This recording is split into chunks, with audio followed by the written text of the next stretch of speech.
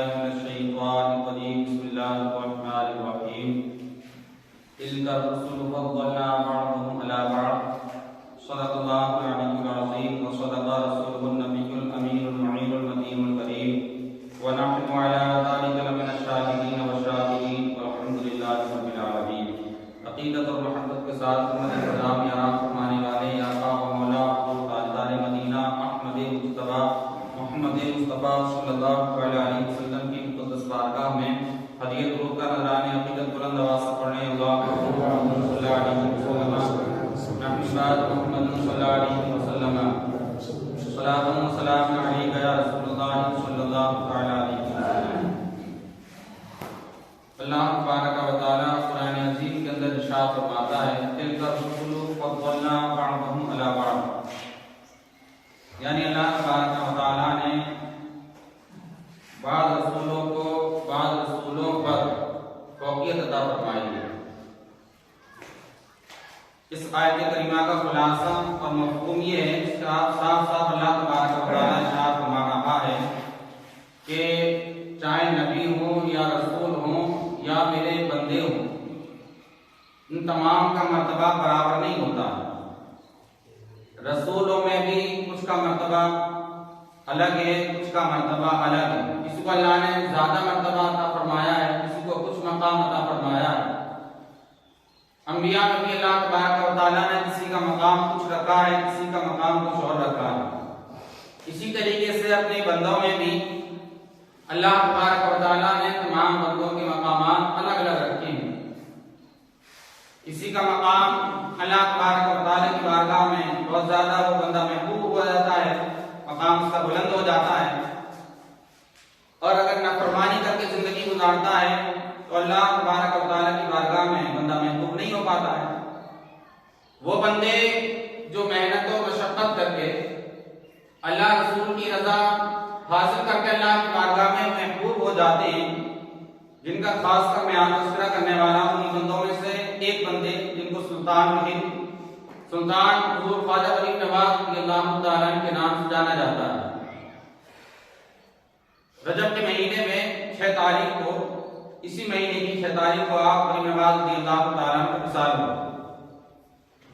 اور ہم ولیوں کا تذکرہ یہ صرف ہمارے کام نہیں ہے سننا اور سنانا، یہ خود خدا تبارک و تعالیٰ کا کام ہے جس نے جگہ جگہ پر اپنے محبوب بندوں کا ولیوں کا تذکرہ کیا ہے اور ان کی بارگاہ میں جانے کے مقام فائدے ہمیں بتائے ہیں، ان کے ساتھ رہنے کا ہمیں حکم دیا ہے. یا ایھا الذین آمنوا اتقوا اللہ وکونوا مع الصادقین، اے ایمان والو اللہ سے ڈرو اور سچوں کے ساتھ میں ہو جاؤ. سچے لوگ کون ہیں؟ یہی اللہ والے سچے لوگ ہیں. اللہ کی بارگاہ میں یہی اللہ والے اللہ کے محبوب بندے سچے ہیں جن کے لیے ہمیں حکم دیا گیا ہے کہ لوگوں اللہ سے ڈرو اور اس کے بعد دوسرا کام یہ کرنا ہے کہ میرے محبوب بندوں کے ساتھ تمہیں ہو جانا ہے. آپ جانتے ہیں جب اللہ تبارک و تعالیٰ اپنی بارگاہ سے کسی کو مردود قرار دیتا ہے، کسی کو مردود بنا دیتا ہے، تو نماز روزے سے تو دور کر ہی دیتا ہے. اس کے علاوہ اس کے ساتھ میں یہ کام بھی ہوتا ہے کہ اللہ تبارک و تعالیٰ اس کو اپنے محبوب بندوں سے دور کر دیتا ہے. جو بندہ اللہ کی بارگاہ سے مردود ہو جاتا ہے وہ اللہ تبارک و تعالیٰ کے محبوب بندوں سے جب پھر جاتا ہے، الگ ہو جاتا ہے، تو اللہ تبارک و تعالیٰ بھی اس بندے کو مردود قرار دیتا ہے. قرآن عظیم کا آپ مطالعہ کریں. اللہ تبارک و تعالیٰ نے جب حضرت آدم علیہ السلام کا پتلا بنایا، اس میں روح ڈالی گئی. اس کے بعد میں جب اللہ تبارک و تعالیٰ نے حکم دیا فرشتوں کو، اے فرشتوں آدم کو سجدہ کرو، تمام فرشتوں نے سجدہ کیا. پھر کیا ہوا کہ شیطان نے سجدہ کرنے سے انکار کر دیا. جب انکار کر دیا تو اللہ تبارک و تعالیٰ نے شیطان کو، تاریخ شاہد آپ بھی جانتے ہیں کہ اللہ تبارک و تعالیٰ نے شیطان کو مردود قرار دے دیا ہمیشہ کے لیے. کیوں؟ اس لیے کہ شیطان نے اللہ کے محبوب بندے کی بارگاہ میں گستاخی کی، اللہ کے فرمان پہ عمل نہ کیا، تو اللہ تبارک و تعالیٰ نے اپنے محبوب بندے سے حضرت آدم علیہ السلام سے شیطان کو الگ قرار دے دیا، مردود بنا دیا. اسی طریقے سے اگر بندہ نافرمانی کر کے زندگی گزارنے لگتا ہے تو اللہ تبارک و تعالیٰ اپنے محبوب بندوں سے دور کر دیتا ہے.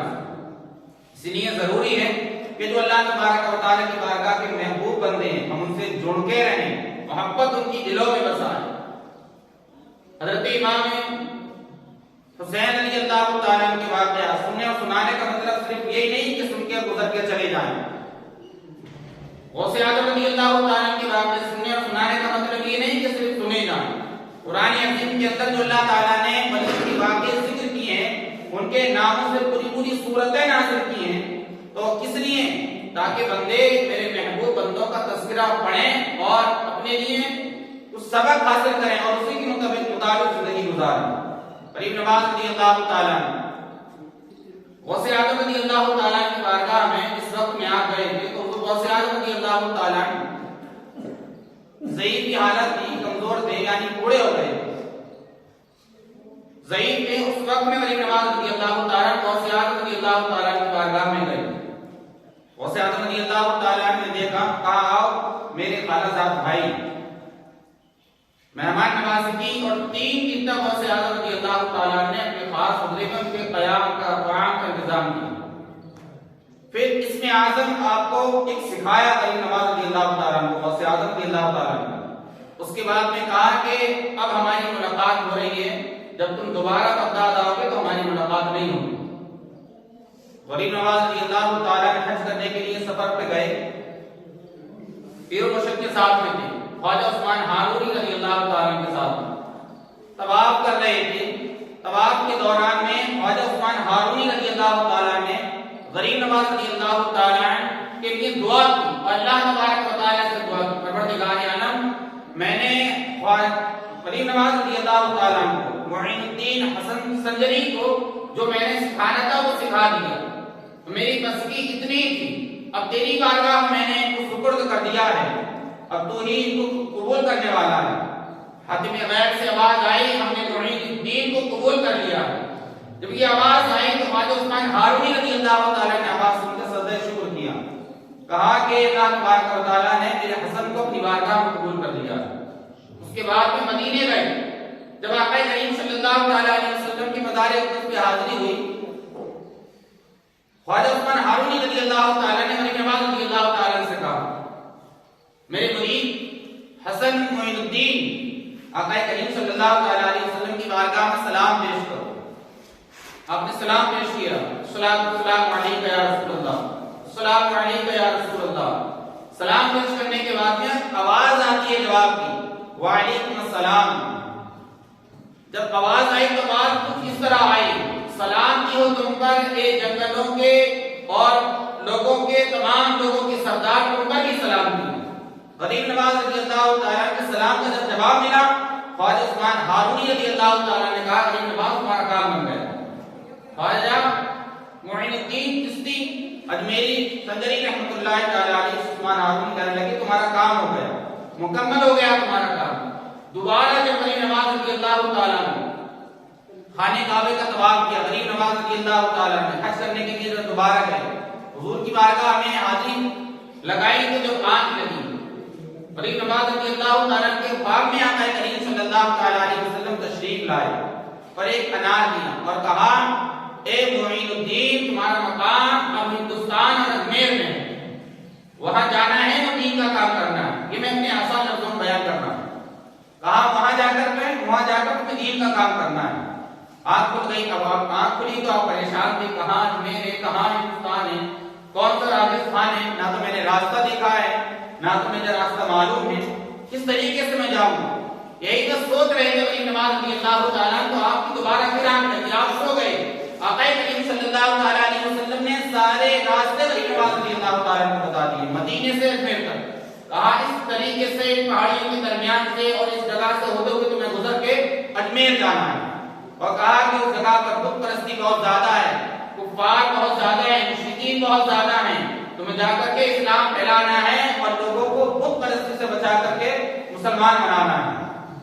غریب نواز رضی اللہ تعالیٰ چلے مدینہ شریف سے، اور سفر آپ نے جب لاہور تشریف لائے خواجہ داتا علی حجویری رضی اللہ تعالیٰ کی بارگاہ میں تقریباً 40 دن آپ نے قیام کیا، اور آج بھی آپ کے حجرہ جس جگہ پر آپ نے چلہ کیا تھا وہ جگہ موجود ہے، لوگ اس کی زیارت کرتے ہیں۔ بالکل مکمل طریقے سے فیض لائے پھر دلی سے سفر کرتے ہوئے جب اجمیر جانے لگے تو راستے میں ایک شخص سے ملاقات ہوئی. اس سے ملاقات ہونے کے بعد کہا کہ مجھے معلوم ہوتا ہے کہ مسلمان ہوں. وہ شخص کہتا ہے ہاں میں مسلمان ہوں اور مجھے بھی معلوم ہوتا ہے کہ آپ مسلمان ہوں اور میں آپ سے کہتا ہوں کہ آپ راجستھان اور اجمیر نہ جائیں. کہا کیوں؟ اس لیے کہ وہاں کا جو راجا ہے پرتھوی راج مسلمانوں کا دشمن ہے. آپ کو دیکھے گا تو مار ڈالے اور کسی نے اس کے اوپر فوقیت حاصل نہیں کی, کوئی اس سے جیتا نہیں. اگر تم جاؤ گے تو میں دیکھے گا مسلمان فوراً تمہارا قتل کرا دے گا. بڑے بڑے قافلے والے آئے, بڑے بڑے لوگوں نے جنگیں کی لیکن کوئی اس سے نہیں جیت پایا. آپ کے پاس تو نہ اسلحہ ہیں نہ ہتھیار ہیں نہ جنگ کے سامان ہیں نہ گھوڑے ہیں, کوئی سامان نہیں ہے, کوئی اسباب نہیں, کیسے پرتھوی راج سے جیتو گے؟ غریب نواز رضی اللہ تعالیٰ نے کہا کہ میں اپنی مرضی سے نہیں جا رہا ہوں, میں اللہ رسول کی مرضی سے جا رہا ہوں. اور جس کے پاس اللہ تبارک و تعالیٰ کی بارگاہ کا یقین ہوتا ہے اور جو اللہ سے یقین کر لیتا ہے, توکل کر لیتا ہے, اس سے امید ہوتی ہے کہ مجھے رب نے بھیجا ہے, اس کے رسول نے بھیجا ہے, پھر اسے ہتھیاروں کی ضرورت نہیں پڑتی ہے. اللہ رسول اس کی ہر جگہ پر مدد کرتے ہیں. میں اللہ رسول کی مرضی کے مطابق جا رہا ہوں, وہی رہن دہنی. غریب نواز رضی اللہ تعالیٰ اجمیر کے قریب جب پہنچے تو اس سے پہلے راجہ پرتھوی راج کی ماں نے علم نجوم کے ذریعے اس کو بتایا تھا, اپنے بیٹے کو کہا کہ آنے والے وقت میں ایک فقیر آئے گا اور وہ فقیر آئے گا تو اس سے حسن سلوک کے ساتھ میں پیش آنا. اگر تم اس کے ساتھ حسن سلوک کے ساتھ پیش نہیں آؤ گے پر اس کی کہنا نہیں مانو گے, اگر اس کے اوپر تم نے ظلم کیا, ستم کیا, اس کو ستایا تو تمہاری پوری سلطنت کو برباد کر دے گا. نافرمان بیٹا تھا, نہیں مانا. ایک بات ہے, اور اس سے پہلے خواجہ غریب نواز رضی اللہ تعالیٰ ہراساں کی سرزمین پر ایک محفل قائم, تمام کچھ اولیاء اللہ تھے اور ولیوں کا تذکرہ چل رہا تھا. شیخ شہاب الدین رضی اللہ تعالیٰ موجود تھے اور تمام لوگ تھے. محفل ذکر ہو رہی تھی اور اللہ کا تذکرہ ہو رہا تھا. اتنے میں سلطان التمش قریب سے گزرے, تقریباً 12 سال کی ان کی عمر تھی, ہاتھ میں ایک پیالہ تھا. غریب نواز رضی اللہ تعالیٰ نے جب سلطان التمش کو دیکھا تو کہا کہ یہ بچہ آنے والے وقت میں دلی کا بادشاہ بنے گا. برسوں پہلے کہہ رہے ہیں کہ 12 سال کی عمر ہے سلطان التمش کی. غریب نواز رضی اللہ تعالیٰ نے جب پیالہ اس کے ہاتھ میں دیکھا 12 سال کی عمر میں, کہا یہ جو بچہ گزر کے جا رہا ہے آنے والے وقت میں دیکھنا یہ دلی کے تخت پہ بیٹھے گا اور بادشاہ بنے گا. لوگوں نے دیکھا اور تاریخ شاہد ہے, سن 607 ہجری میں سلطان التمش دلی کے بادشاہ بنتے ہوئے نظر آئے. پھر لوگوں نے کہا کہ واقعی غریب نواز رضی اللہ تعالیٰ نے کیا کرام, یہ غریب اللہ والے ہوتے ہیں, اللہ والے پیشن گوئیاں کر دیتے ہیں پہلے سے, اللہ تبارک و تعالیٰ کو عطا کرتا ہے. جب نگاہ سے نگاہ ملتی ہے اللہ والے لوگوں کے دلوں کے حالوں کو جان لیتے ہیں. اس سے پہلے معلوم ہے کیا ہوا تھا, غریب نواز رضی اللہ تعالیٰ مدینے سے چلے تھے, بے شمار واقعات راستے میں ہوئے تھے, بہت زیادہ. ایک سبزہ ایک جگہ تھی, بستی کا نام تھا, اس میں ایک بہت اچھا باغ تھا. غریب نواز رضی اللہ تعالیٰ گئے باغ کے اندر, دیکھا بہت ایک کنواں بنا ہے. آپ نے غسل کیا اور نماز پڑھنے کے لیے مشغول ہو گئے, نماز پڑھنے لگے. تو وقت کا بادشاہ وہاں کا آیا اور وہ نفرت کرتا تھا مسلمانوں سے, فقیروں سے نفرت کرتا تھا, جلتا تھا مسلمانوں کے نام سے. کہا یہ کون ہے اور میرے بعد میں ان کی ہمت کیسے ہوئی مسلمان کی, آ کر کے نماز پڑھ رہا ہے یہاں پر. غریب نواز رضی اللہ تعالیٰ نماز میں مشغول ہے. نماز سے فارغ ہونے کے بعد میں دیکھا اس کی طرف, جب آنکھوں سے آنکھیں ملی دل کی دنیا بدل گئی, بے ہوش ہو گیا. جب ہوش میں آیا تو کہنے لگا آپ اپنے ہاتھ میں مجھے توبہ کرا لیجیے, اب تک تو میں بہت برا مسلمانوں کو سمجھتا تھا, نہ جانے کیا ہو گیا. اس نے اور سارے لوگوں نے کلمہ پڑھ کے مسلمان ہوئے, اسلام میں داخل ہو گئے. یہ اللہ والے ہوتے ہیں, جب نگاہ ان کی انسان میں پڑ جاتی ہے تو دنیا ہی نہیں بلکہ آخرت بھی اس کی بدل دیتے ہیں. غریب نواز رضی اللہ تعالیٰ کے کار کی بات, اجمیر پہنچے, قریب میں ہی جس شمار مرتبہ آپ رات کا سن رکھا ہوگا تو ایک ارادہ کیا آپ نے کہ پیڑ کے نیچے, ہم درخت کے نیچے آرام کریں. پرتھوی راج کے جو مناسب تھے آگے وقت پر کہنے لگے یہاں تو راجا کے اونٹ ہوتے ہیں, آرام کرتے ہیں, آپ کو اجازت نہیں یہاں سے آپ چلے جاؤ. اگر یہاں پہ تم نے آرام کیا ان کو ستایا جائے گا, اٹھا دیا جائے گا, یہاں آرام کرنے کی اجازت نہیں ہے آپ. غریب نواز رضی اللہ تعالیٰ نے کہا اچھا, کہا ٹھیک ہے, اب تو تمہارے راجا کے اونٹ ہی یہاں پر بیٹھے ہیں. یہ کہا اور آپ چلے گئے. غریب نواز رضی اللہ تعالیٰ عنہ چلے گئے، ملازموں نے شام کو اونٹ بٹھائے، جب صبح ہوئی تو بہت کوشش کی تمام ملازموں نے کہ اونٹوں کو اٹھا دیا جائے، تمام کوششوں کے بعد یہ نتیجہ نکلا کہ تمام لوگ ہار گئے لیکن اونٹ وہاں سے بالکل نہیں اٹھے۔ جب اونٹ نہ اٹھے پریشان ہو گئے، ایسا لگ رہا تھا جیسے ان کا سینہ زمین سے پیوست ہو گیا، مل گیا۔